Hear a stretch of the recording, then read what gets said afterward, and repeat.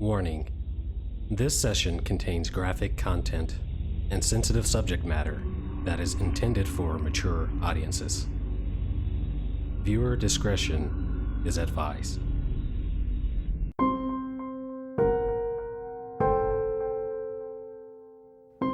Maybe I could understand the denial of certain basic First Amendment privileges because they haven't committed themselves to that over there.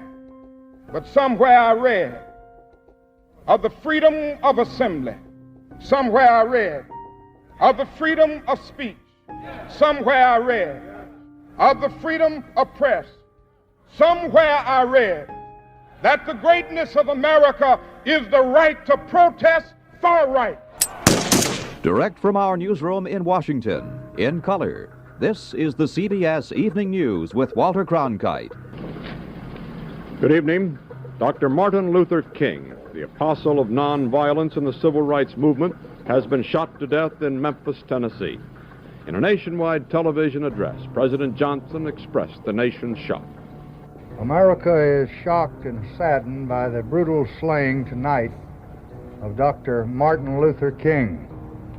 I ask every citizen to reject the blind violence that has struck Dr. King, who lived by nonviolence.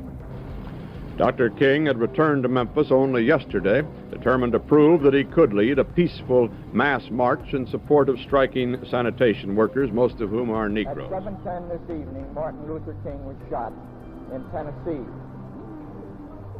This was to be a gala occasion for a little Negro college from Mississippi appearing in Carnegie Hall with the great Duke Ellington.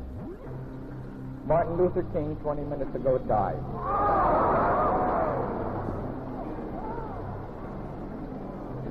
I would like to take this opportunity to ask Reverend John Genzel, who is the jazz minister, to lead all of us in prayer for Martin Luther King and the future of all civil rights movements.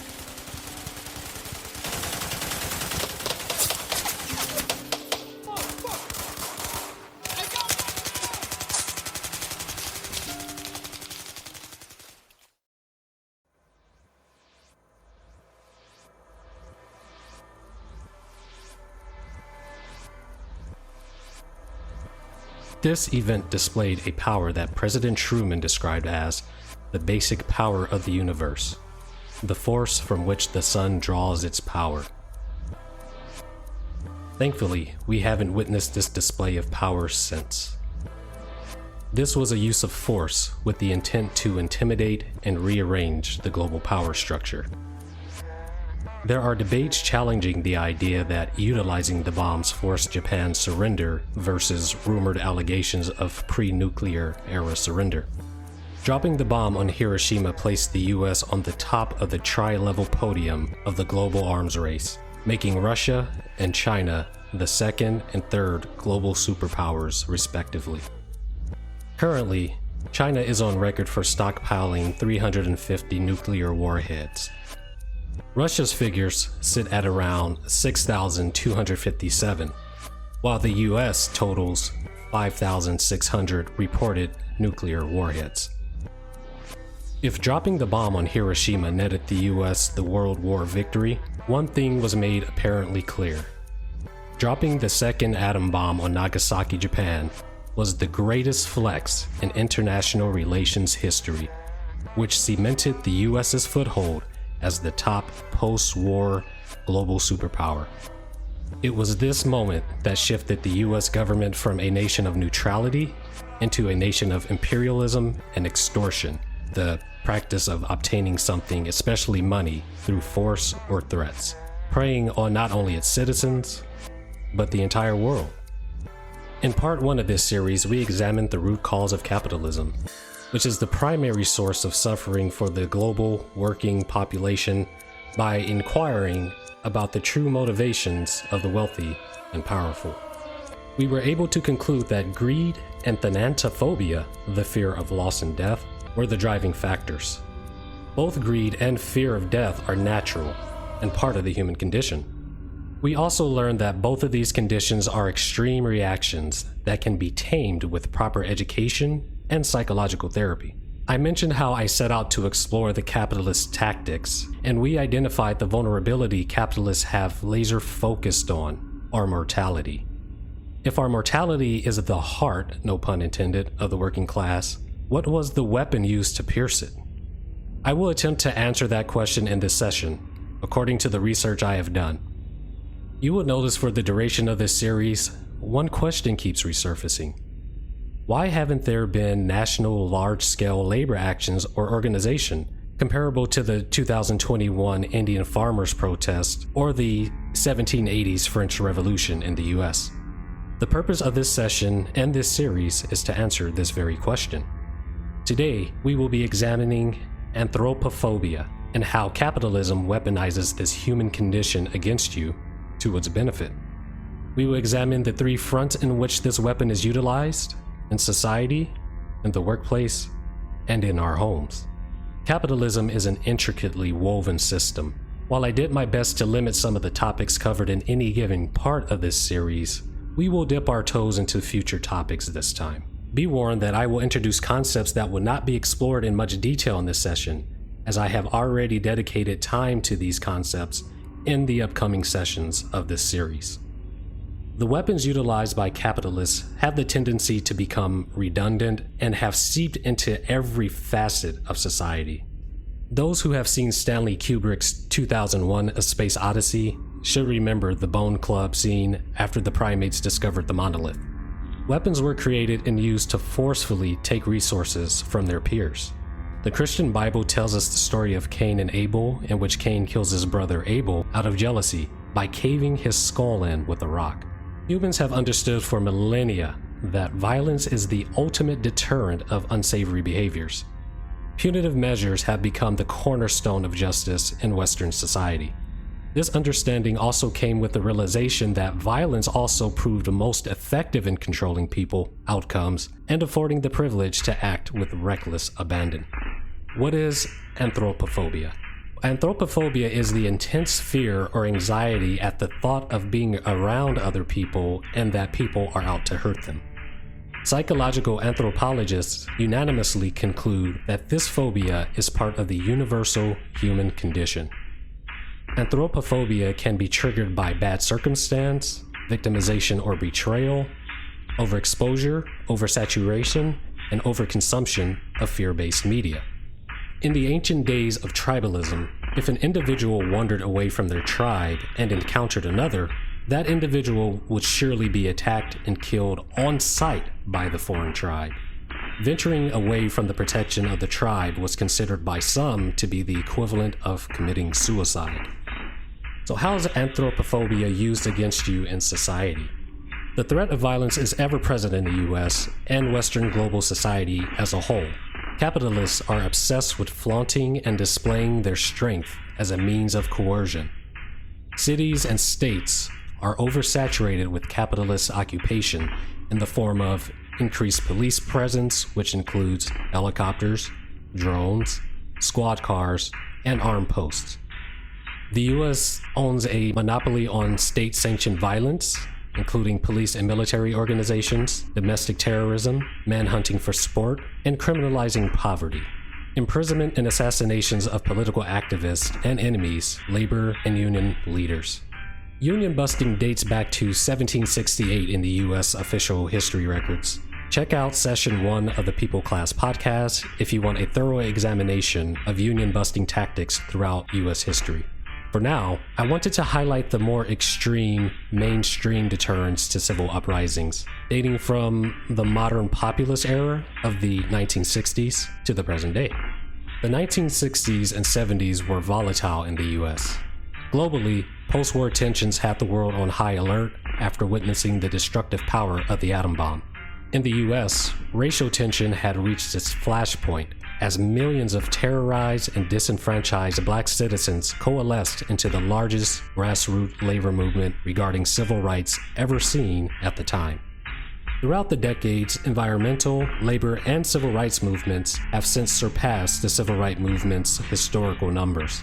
The passage of the Civil Rights Act of 1965 into law, brought about through the civil rights movement, emboldened pockets of U.S. working class citizens. There always seemed to be small fire, grassroots political movements igniting around the country. So why haven't the U.S. working class seized the economy and means of production in Western society? Anthropophobia creates and perpetuates distrust in self and others and paranoia. This psychological game keeps people complicit in their own oppression by adopting pacifism under a leader. By adopting a pacifist stance, an individual relinquishes their power to another. To put things into context, I have to briefly explain the constructs of American exceptionalism, rugged individualism, and the Anglo-Saxon hierarchy of power. Let's break down the Anglo-Saxon hierarchy of power. This social dynamic should be familiar to most of you already living in the US or the UK. We are painfully aware that our hemisphere, country, state, or city of origin dictates the quality of life we can expect to experience in Western society. We understand that through oppressive tactics such as gerrymandering, commonly referred to as district redlining, can bar people from access to healthcare, quality consumer goods, housing, credit and loan approval, and higher education. We know that the US, as well as most of the developed West, functions off of a tiered social system that consists of the upper class, the middle class, and the lower poverty class. This social system that we are currently participating in is called a caste system, which vocabulary.com defines as a class structure that is determined by birth. Loosely, it means that in some societies, the opportunities you have access to depend on the family you happen to be born into. Caste systems are insidious in nature for the fact that inequality and oppression are baked into the system. This means that no matter how fervently your nation touts about its core ideology being founded on freedom and equality, the majority of the population in a caste-based society will have systematic caps placed on the quality of life and the freedom of mobility available to them until they take their last breath. A caste system's survival depends on the act of suppressing and oppressing freedom for the mass majority of the population, while a few dozen people at the top of the caste reap the benefits of the lower caste's labor, so that a supreme ruling family can overindulge in their greedy, insatiable thirst for absolute power and hunger for bottomless consumption. We will steer clear around the distraction of contesting or confirming the Queen of England's power for now. However, the pervasiveness of maintaining even a symbolic monarchy in the present day highlights how ingrained Anglo supremacy is in Western society. In the US, it starts with the president, then moves down to the vice president, chief of staff, on and on down the line, where the preceding tiers of the pyramid consist of congresspeople, senators, and representatives in the US. Let's take a look at the following Anglo-Saxon hierarchy pyramid. At the head of the hierarchy stands the royalty, the king, queen, or monarch, including bloodline members of the royal family, all of whom inherited this position by birthright, and justify their rule as divine, God-mandated ordination followed by the inherited nobility. The nobility is comprised of clergymen, which includes bishops, priests, cardinals, popes, aristocrats, which include wealthy business owners and celebrities, politicians, and chief-ranking military officers. Let me remind you of what the President of the United States' official title is. The U.S. military refers to the President of the United States as the Commander-in-Chief, or Chief Commander of the United States military. How much power does a president really have if the president falls into the penultimate caste or class of the social hierarchy? I'm going to give you some time to let that sink in. Earls or nobles gain their power by way of nepotism, much like the royal upper caste and class. You must be born into a noble pedigree in order to inherit the benefits of the noble echelon of society. The nobility are also always the loudest cheerleaders for the royalty. They will primarily act as social tutors, indoctrinating the populace via propaganda campaigns and manufacturing social consent in order to justify their actions. Nobility is often referred to as the bourgeois or bougie in modern vernacular. Think celebrity in modern context. Third in line comes the Thanes, consisting of high-ranking warriors and military officers. Once again, one must be born into this warrior class. Police officers, as well as all institutions of force, fall into this level of the Anglo-Saxon or white supremacy model of society.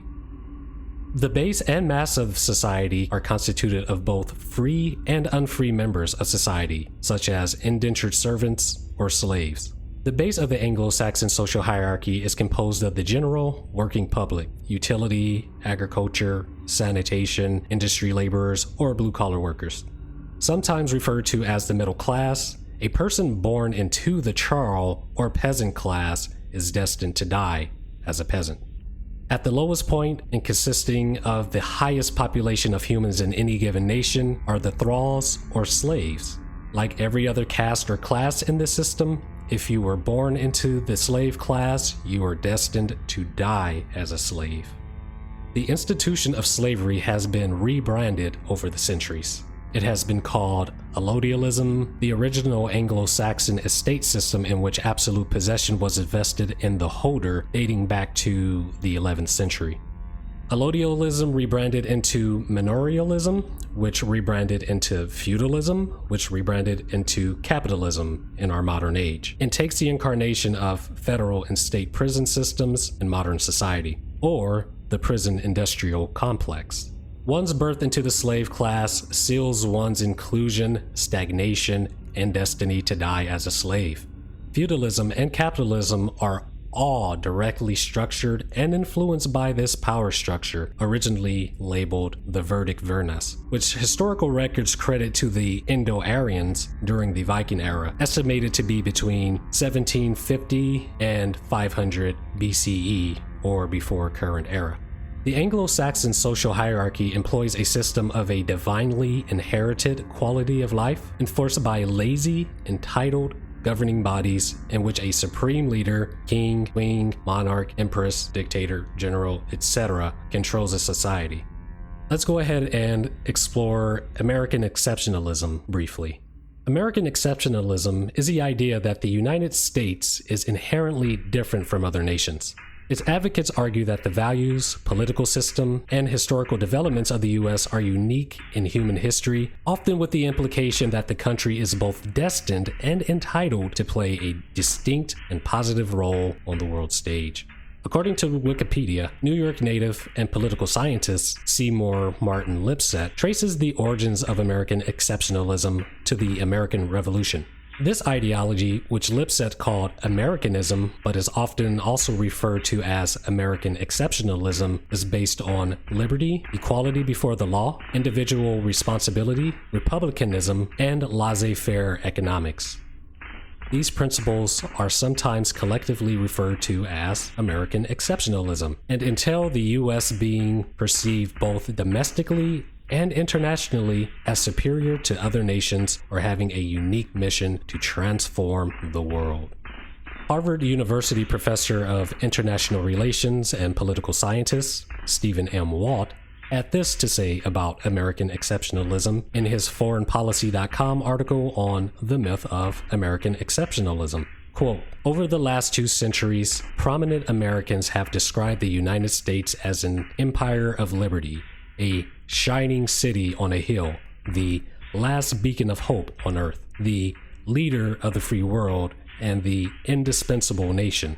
These enduring tropes explain why all presidential candidates feel compelled to offer ritualistic paeans to America's greatness, and why President Barack Obama landed in hot water in 2011 for saying that while he believed in American exceptionalism, it was no different from British exceptionalism, Greek exceptionalism, or any other country's brand of patriotic chest thumping. Most statements of American exceptionalism presume that America's values, political system, and history are unique and worthy of universal admiration. The only thing wrong with this self-congratulatory portrait of America's global role is that it is mostly a myth. Although the United States possesses certain unique qualities, from high levels of religiosity to a political culture that privileges individual freedom, the conduct of U.S. foreign policy has been determined primarily by its relative power and by the inherently competitive nature of international politics. By focusing on the supposedly exceptional qualities, Americans blind themselves to the way that they are a lot like everyone else, end quote. American exceptionalism falls into the category of nationalism and patriotism, or identification with one's own nation and support for its interest, especially to the exclusion or detriment of the interest of other nations. We will take a closer analysis of nationalism in part 4 of this series, so stay tuned. This exclusion of others isn't solely an outward-facing defensive stance against prospective invaders. Nationalism, especially in the flavor of American exceptionalism, utilizes the tactic of assimilation, which will be covered later in the session, to crank our anthropophobia dial to 11 and to keep it there. American exceptionalism subverts the nationalist ideology by turning that defensive stance against external threats inward. This creates a society of a paranoid, hypervigilant majority that is always on the hunt for or ready to attack any outgroup minority that doesn't identify with the physicality and belief systems of the majority in-group. American exceptionalism turns everyone into a perceived threat. One of the main weapons utilized to trigger and exaggerate your primal fear of others is the wedge issue. A wedge issue is a divisive political issue, especially one that is raised by a candidate for public office in hopes of attracting or alienating an opponent's supporters. This is the concept of divide and conquer. The wedge issue is the psychological weapon used to create an anthropophobic society. And if wedge issues are the weapon, bigotry is the ammunition. Bigotry is defined as an obstinate or unreasonable attachment to a belief, opinion, or faction in particular, prejudice against a person or people on the basis of their membership of a particular group. If you live in the United States, this should be a fairly obvious social paradigm. It is the reason Black and brown people are perpetually shunned to the lower rungs of society by their working class peers.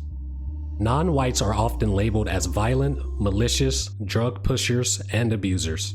The Asian community has always been blamed for spreading disease, and the indigenous for being filthy savages.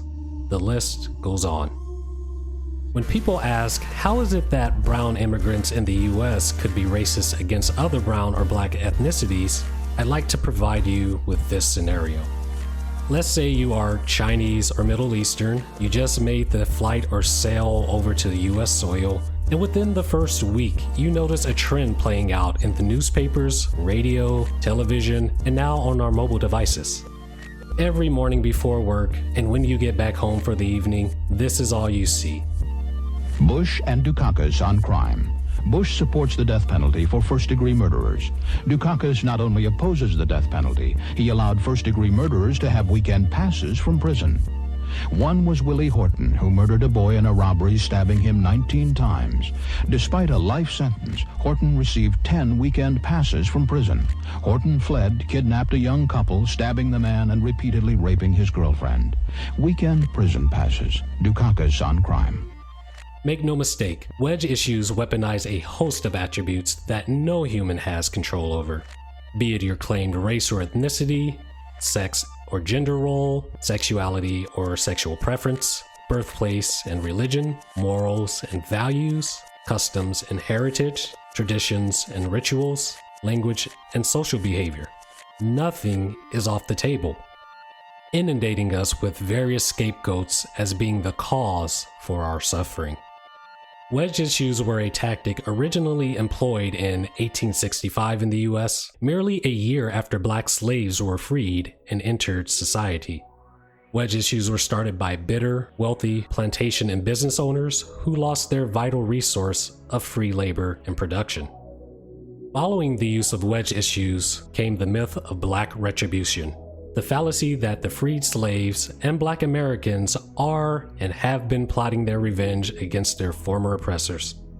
The myth of Black retribution also spreads the irrational belief of Black eugenics against the white ethnicity. Eugenics, according to Oxford Dictionary, refers to the study of how to arrange reproduction with a human population to increase the occurrence of heritable characteristics regarded as desirable.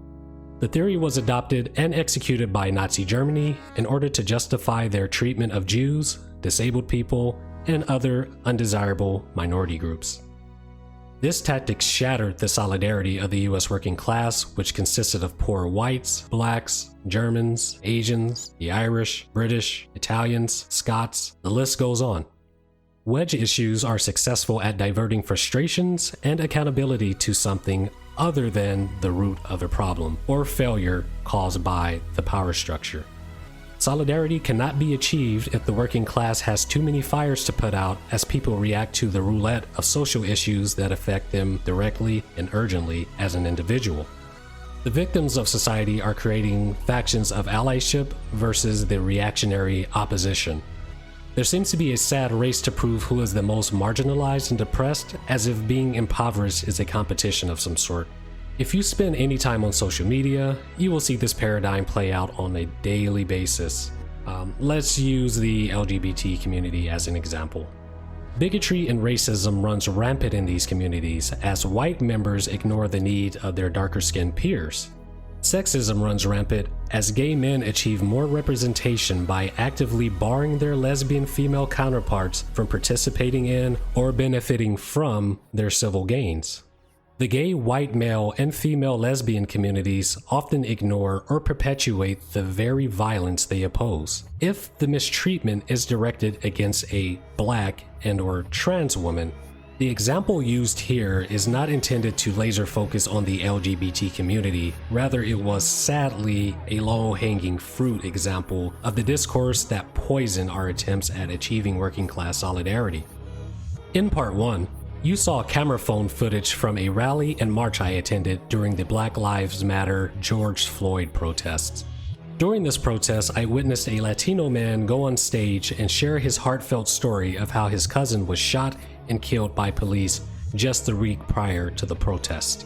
The leader of this rally, that was ultimately against police violence, grabbed the mic back and told the man the rally was for Black lives and sent him away. What the actual fuck? This was a response from a black female movement organizer in San Antonio, Texas. I cannot imagine how many other working class, poverty-stricken peers are turned away from attempts to recapture working class power across the US. Any labor organizers who behave in such a manner should be ashamed and stripped of their post. This event was absolutely absurd and serves to prove how successful wedge issues are in sowing discord in working class grassroots uprisings.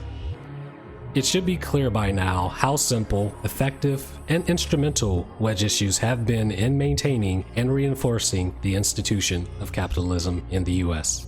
The punchline of the joke being the very people who are exploited by the capitalist system inadvertently and passionately act as the drivetrain of the system, enabling their continued subjugation by falling for the other sleight of hand. This is a perfect climate for a laissez-faire capitalist, as the power structure doesn't have to lift a finger. All the power structure has to do is name a new villain. The capitalist simply has to say, "You are suffering because of," insert scapegoat. Roughly 80% of the US working population believes the capitalist's words, then does all of the work of attacking themselves like an autoimmune disease. I gave a disclaimer earlier that I would be introducing concepts that will be explored in greater detail in future sessions of this series. In order to place everything into context, I'd like to briefly talk about all-American rugged individualism. Rugged individualism is defined as the practice or advocacy of individualism in social and economic relations, emphasizing personal liberty and independence, self-reliance, resourcefulness, self-direction of the individual, and free competition in enterprise. Martin Luther King Jr. serves as our prime example of how rugged individualism is used to undercut the efforts of mass political and labor movements. Rugged individualism provides a solution by converting a decentralized community into a centralized one, in a reverse coup d'etat of sorts, by using the loudest voices in the movement as their greatest ammunition. This is done by manufacturing consent via mainstream publicized villainization, labeling the unknown individual as a leader, which essentially manipulates fellow members of the movement to a more passive condition, unwittingly awaiting the orders of their leader through an unspoken social accord. The members of these decentralized communities don't even realize that their anarchist ideology and actions were hacked by a parasite, infected by the very Anglo-Saxon system of hierarchy they were attempting to abolish. The thing is, global capitalist leaders abandoned the Anglo-centric rules of engagement of war after World War II. They've since shifted to wars of attrition. In other words, whichever competitor depletes their resources of war first loses the competition. Remember, capitalism is a zero-sum game. Winner takes all, and the loser is left with nothing plus debt. When modern capitalist government leaders get assassinated, the powers that be carry on with business as usual. This unconscious, continued acceptance and adoption of the Anglo-Saxon hierarchy of power and rules of engagement within grassroots movements ultimately cause their collapse when their leaders are killed. Capitalism requires a reserve of desperate, vulnerable, impoverished humans to exploit for cheap labor in order to sustain the lifespan of the system.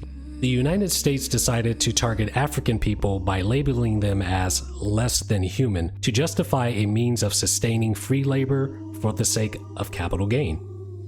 I did some research to see if a rebel Wayne Whaling, the famous tank man during the 1989 Tiananmen Square protests, caused any meaningful changes to occur in China after his act of self-immolation. According to all of the resources I read, his action had absolutely no impact, other than the Chinese leaders taking a more authoritarian stance against their citizens in the coming years. The Chinese government simply doubled down on conservatism and ignored further cries for political reform. Since the Trump administration, the US has been on a rapid course towards a fascist, authoritarian government as a reaction and preparation to crush the possibility of a large-scale working-class revolt. Martyrdom in Western society plays directly into American exceptionalism. Those who are sacrificed are often treated as exceptional outliers among the huddled masses. Once again, we'll examine American exceptionalism further in part 3 of this series, as I will be discussing poverty, the fear of missing out, and how making you feel worthless ensures that you will never take meaningful action towards defending your human rights. Martyrs are written into history books as someone for people to aspire to be, while simultaneously tricking you into believing that you do not possess the same power and influence as that exceptional martyr. Remember the old adage, heroes get remembered while cowards live to fight another day. The US inflicting violence against its own citizens dates back to the birth of the American nation. Let's take some time to highlight some key moments in the US between the 1960s and the present day that helped to greatly diminish the efficacy of working-class labor movements in the late 20th century. Let's take a look at the achievements of some of our most revered fallen comrades. I would also like to express my respect for the individuals and their surviving family. It is not my goal to sensationalize the tragic demise of these martyrs. To the contrary, I would like to focus on and memorialize these upstanding working-class warriors. John Fitzgerald Kennedy's most noteworthy accomplishments include his aid in establishing the U.S. space program, drafting the Civil Rights Act of 1964, which he never survived to see realized, and was converted into law by the late President Lyndon B. Johnson.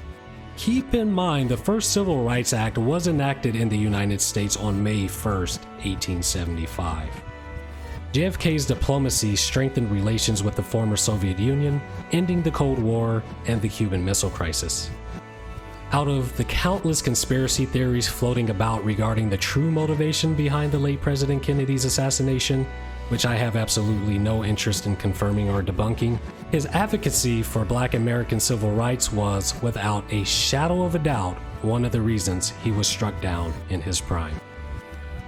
Aside from Black empowerment and Black militarism, Malcolm X advocated for Black Americans to abandon the white Christian religion, identifying the evangelical Christian institution as being a form of psychological and spiritual control. Malcolm X subscribed to the beliefs of the religion of Islam. While that information may be neither here nor there for those subscribed to another belief system, you have to understand that Islam is the second largest religion after Christianity. Malcolm X's anti-Christian stance ultimately challenged the exceptionalism, self-claimed superiority, and way of life of the American institution by reminding us that oppression is its cornerstone. It is also important to remember that historically, capitalists interpret the life experience as being a competition of social Darwinism, a philosophy originated by Herbert Spencer. Social Darwinism is defined as the theory that individuals, groups, and peoples are subject to the same Darwinian laws of natural selection as plants and animals. Now largely discredited, social Darwinism was advocated by Herbert Spencer and others in the late 19th and early 20th centuries, and was used to justify political conservatism, imperialism, and racism, and to discourage intervention and reform. Since its inception, capitalists have waged a war between the harmony-focused Eastern and individual liberty-driven Western social and economic ideologies. Global expansion was a result of this competition, as the champions of this perceived superior ideology, capitalism, sets out on a course to mold global society in its image, by way of force. One fact that is always mentioned, but its significance is often overlooked, is that Martin Luther King Jr. challenged the sanitation industry, one of the most powerful municipal organizations in society. When it comes to our modern civic infrastructure, the sanitation industry plays an extremely beneficial and necessary role. Unhappy sanitation workers can have some devastating effects on the well-being of society in the form of the eyesore of increased waste accumulation and the associated unpleasant odors, the attraction of disease-carrying pests, the outbreak of highly contagious and deadly pathogens, food and potable water contaminated by hazardous waste, to name a few. Robert Francis Kennedy aided the Kennedy administration's blockade strategy and was the chief diplomat in negotiations with the Soviets, essentially strengthening the US's relationship with the Soviets and ending the Cuban Missile Crisis. Serving as Attorney General under his brother and President John F. Kennedy, Robert Kennedy was a powerful advocate for civil rights. Robert Kennedy led the charge against the mafia and organized crime. As we all know, corporations are just cartels fronting as consumer good merchants. His position as the chief officer of the U.S. Department of Justice placed Robert Kennedy in a key position of authority. Enough authority to hold the state and federal agencies accountable for enforcing the Civil Rights Act. If we keep in mind how a reserve of impoverished, marginalized people is a necessity of capitalism, we can clearly see how Robert Kennedy threatened the system as a whole by advocating for blacks being treated as equal under the law. Leader and co-founder of the National Black Panther Party, Fred Hampton is remembered for the inception of the free school lunch program for public schools that are now a staple of U.S. society. Fred Hampton recognized how states purposely withheld funding to maintain or improve black communities and highlighted the covert apartheid that still runs rampant today. Much like Malcolm X, Fred Hampton spread a message of black empowerment and self-sufficient communities that weren't reliant on government funding or intervention, and did not advocate for nonviolence. Fred Hampton and the Black Panther Party believed that state-abandoned black communities should also be in charge of policing themselves. State police officers were viewed as occupiers and lethal enforcers in communities they did not reside in. Fred Hampton and the Black Panther Party endorsed black militarism to protect their communities from police violence. The first gun restriction law, the Mulford Act, was enacted in the U.S. in reaction to black people practicing their Second Amendment rights in 1967. Prompted by then California State Governor Ronald Reagan and backed by the National Rifle Association, the Mulford Act is a state bill that prohibits the open carry of loaded firearms and loaded firearms in the state capitol. The Mulford Act displayed the hypocrisy of all citizens being equal under the law. Fred Hampton was sadly assassinated at the age of 21 while sleeping next to his pregnant girlfriend on the evening of December 4, 1969. On May 4, 1970, 4 Kent State University students were executed by Ohio National Guard state troopers while practicing their First Amendment rights in opposition to the Vietnam War and the involuntary draft system. Official records claim that the students battled the National Guard despite no students wielding any weapons. A total of 13 student protesters were pierced by the bullet spray. Unfortunately, 4 of them would not survive the assault. This event was named the Kent State Massacre. William Schroeder died at the age of 20, Allison Krauss died at the age of 19, Jeffrey Miller died at the age of 20, and Sandra Schur died at the age of 21. I made my best attempt to find records of any positive social changes that occurred in the aftermath of this massacre. However, the best interpretation I was able to muster out of this tragedy is this. The Kent State Massacre is significant because on those university grounds, the violence that ensued meters between the protesters and the Ohio National Guard was not directly racially motivated. This event was published in the mainstream news of the day. This event depicted deadly force utilized against average white U.S. citizens. The Kent State Massacre helped to ignite the anti-authoritarian spirit of following generations. This anti-authoritarian culture would remain a pervasive civil stance among Generation X, Millennials, and Generation Z. Damjan Nedovsky mysteriously disappeared and was found dead in the Cannonball River near the Standing Rock Sioux Tribe's reservation in close proximity to the protest site. Official investigations into Damjan's mysterious death revealed that the last time he was seen alive was by South Dakota police, and he announced his intent to participate in the Standing Rock Dakota Access Pipeline protest. October 28, 2016 was the last time his friends and family saw him alive. Damjan's official death date is still unknown. He died at the age of 35. Muhyiddin Moya was struck in his femoral artery while bicycling. He bled to death at the age of 32 from his gunshot wound. Sasha Johnson was a British Black Lives Matter activist and member of the TTIP, Taking the Initiative Party, that led a campaign to remove war memorials. She died on May 23, 2021, in her late 20s, executed by headshot. Oluwatoyin Salau and Victoria Sims were both kidnapped, sexually assaulted, and murdered between June 6, 2020 and June 13, 2020, after rallying at a protest in Tallahassee, Florida. Oluwatoyin died at the age of 19. Victoria Sims died at the age of 75. Darren Sills' charred remains were discovered in his burning car with a bullet hole in his skull on September 6, 2016. He died at the age of 29. Interestingly, Darren is only one of many political activists that have fallen to this ongoing trend of death by headshot and immolation in their cars. There is one common denominator with each of these assassinations. Each person listed today were taking meaningful actions in advocacy for recognition of Black people as equal citizens under the Constitution. The success of these civil activist leaders would spell doom for capitalists by dismantling their foundation of social and economic control.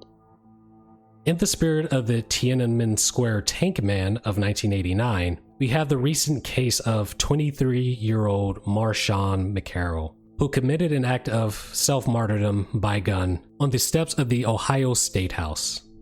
Official reporting claims Marshawn committed this act in an alleged protest against the oppressive police state and the U.S.'s unwillingness to reconcile with the historical reality of slavery on February 8, 2016.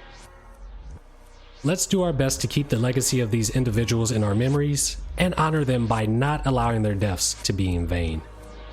Political and labor activist assassinations are sadly par for the course in the US. Business owners, state agencies, and even the federal government have historically employed private agencies to perform their violent bidding against workers affecting their bottom line. The Pinkerton Detective Agency, established in 1850 by Alan Pinkerton, Chicago's first police detective, are an infamous professional union-busting firm.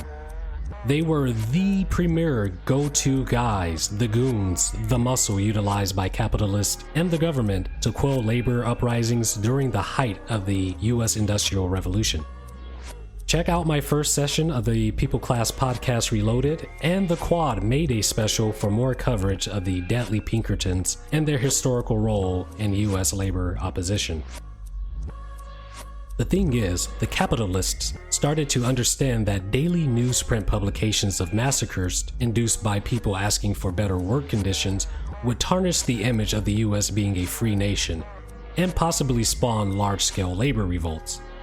The brute force approach to crushing labor organization could no longer be relied upon. The capitalists had to resort to more sophisticated union-busting tactics.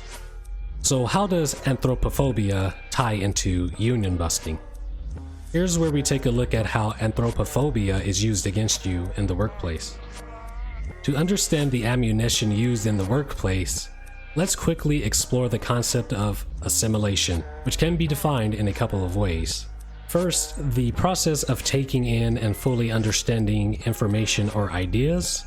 Second, the absorption and digestion of food or nutrients by the body or any biological system. However, we do apply this word to our social systems as well. The fear of assimilation acts as a huge barrier to meaningful labor actions, organizing, and unionizing. The union-busting tactics that capitalists often employ, bribery, coercion, deceit, vote tampering, and surveillance, are often successful in dismantling the entire effort. The recent attempt to unionize the Bessemer, Alabama Amazon warehouse serves as a perfect example of this play in action, as Amazon union busters were found guilty of committing everything I just listed. Assimilation is a proven, effective, and disastrous tactic employed against labor organizing efforts. Knowing that there are possible enemy agents in the ranks sows seeds of profound distrust. When the faction is hypervigilant about possible enemies in the ranks, bureaucracy sets in, hence the endless meetings and inaction, and prospective, valuable allies are often ignored or turned away. Check out Session 2 of the Proletariat, Labor Organization Networking, for my anecdotal experience in the difficulties of trying to network or join some of your favorite labor unions.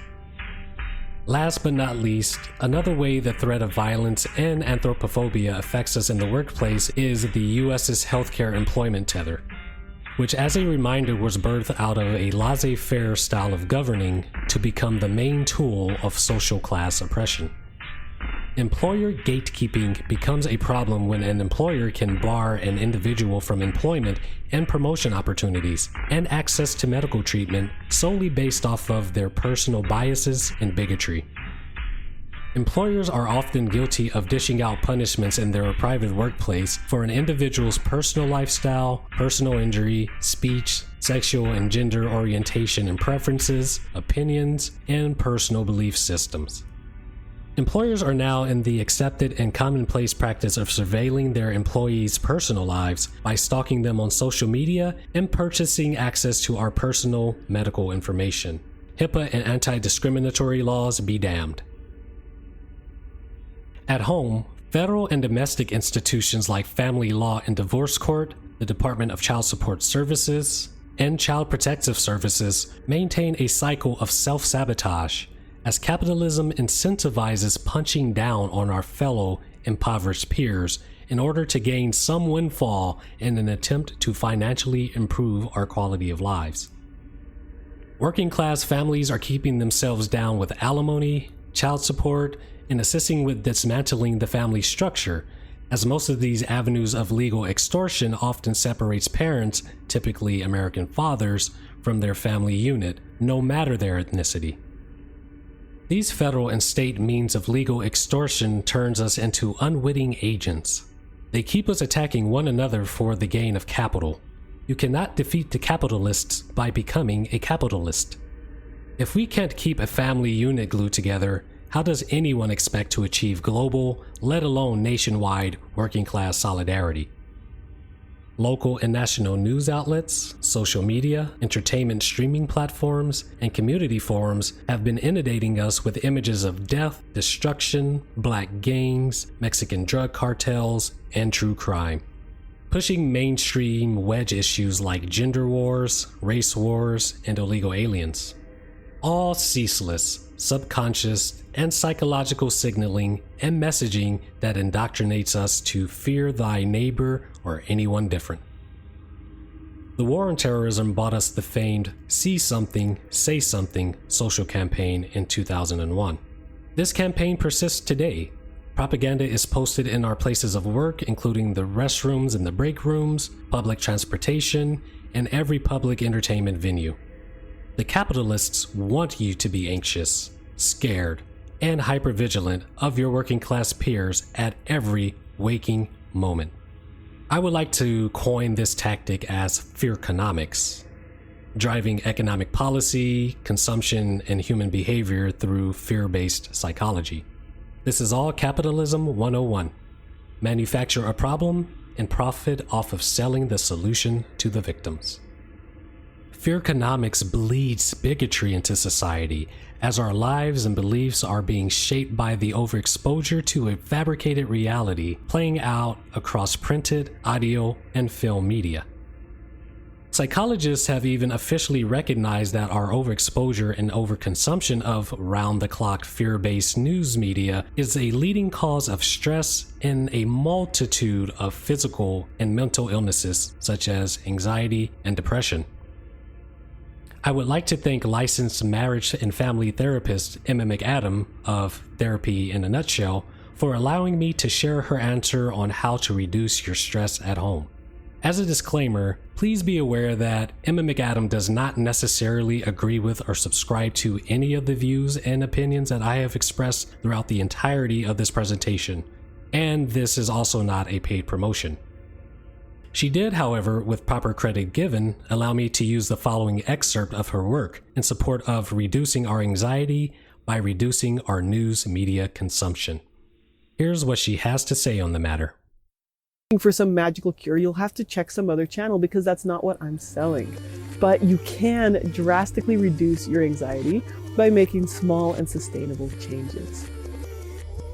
Okay, so now let's talk about your media consumption. So our anciently evolved brain is much better adapted to the world of Little House on the Prairie than it is to our modern media.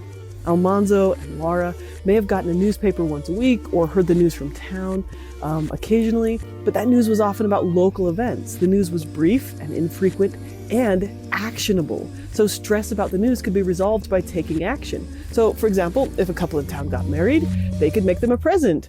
Or if a barn burned down in town, they could go help their neighbors build a new one. This is the opposite of what we have today. So these 24/7 streams of disaster around the world, these trigger our stress response as if we're in physical danger, but they don't give us any place to act to create safety.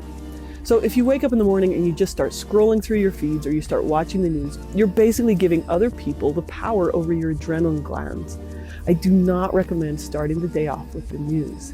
Instead, sit back for a second and think, what do you want the tone of your day to be? For me, I want it to be upbeat, calm, self-assured, peaceful, and powerful. Now, what kind of media does that for you? For me, it's prayer and scripture study first thing in the morning. For you, it may be meditation, journaling, uplifting music, but the important thing is that the first thing you do is something you choose. So I don't just bury my head in the sand when it comes to the news. I choose to check a couple of straightforward news stations once or twice a day, but I don't do it first thing in the morning. I also choose to focus more of my time on areas that I can take action on instead of on areas that are out of my control. There you have it. Limit how much mainstream news media you consume in all of its forms. If you want to get a handle on your personal anxiety, stress, and emotion processing, please check out Emma's channel. Emma's lessons have been beneficial to me personally. She is charismatic and entertaining as well. The link to her channel is in the video's description. One of the best ways to guard yourself against the exploitation of your primal anthropophobia instincts in the safety of your home is to avoid news media. We're jumping the shark at this point, as we will do a deeper dive on how capitalism shapes the reality of billions in our real-life matrix in part 4, when I'll tie all of this to my original Breaking the Programming theme. In conclusion, I suggest the following remedy against this play on our anthropophobia, our natural, primal, human fear response to others or outgroups. First, recognize the trick. The self-proclaimed royal family selects one of the loudest voices in opposition to them in a populist movement, then proceeds to vilify them in the mainstream. Not only does some of our lower class peers opposed to the movement subscribe to this unwitting leadership, the movement members sadly do too. Think Martin Luther King Jr. Decentralization will net us the win. Secondly, the global left, especially the American working class, needs to abandon the centralized Anglo-Saxon hierarchy of power. Only an anarchistic, decentralized approach can defeat the centralized capitalist system with a clear organizational structure. Every time a movement elects to submit themselves under a leader, the movement loses all of its power. Ponder upon the Vietnam War or the 20-year war in the Middle East to understand why the US had no other choice but to take the loss. The global working class needs to abandon identity pandering politics and uniqueness. Yes, everyone is unique in their own right. It is only when we stop focusing on how we are personally being wronged by the system and stop accepting scapegoating and sacrificial lambs. It is only when we stop focusing on how we are personally being wronged by the system and stop accepting scapegoating and sacrificial lambs that any meaningful change can be achieved by the working class. I implore the entire working class, especially in the US, to direct and focus their unique individualism on labor actions they can contribute right now. To subvert the current Western labor dynamic, instead of twiddling our thumbs, awaiting orders from the exceptional figurehead that is periodically allowed to communicate to us via mainstream media. How does a unique individual subvert the paradigm? By remembering that you are just as powerful as our modern-day martyrs. There is nothing inherently special or different about people like Dr. Martin Luther King Jr., Fred Hampton, Malcolm X, Gandhi, or whoever else you can name. The only thing that separates these individuals from the masses that unwittingly and submissively fall in line behind these exceptional individuals is the knowledge of the power said exceptional individual truly possesses. By simply existing as part of the working class engine that drives global development and economic prosperity. We all need the same basic necessities to survive. We will only achieve true working class solidarity by coalescing behind common good, total equality, equanimity, and democracy. Let's seek to end martyrdom and martyr worship. Right now, and historically, we have done the equivalent of blowing bubbles against a solid iron ball in an attempt to defeat it. We only have two real options if we want to create a national or global society of true equality, equanimity, and democracy: heat the iron ball to a molten puddle, or pulverize it.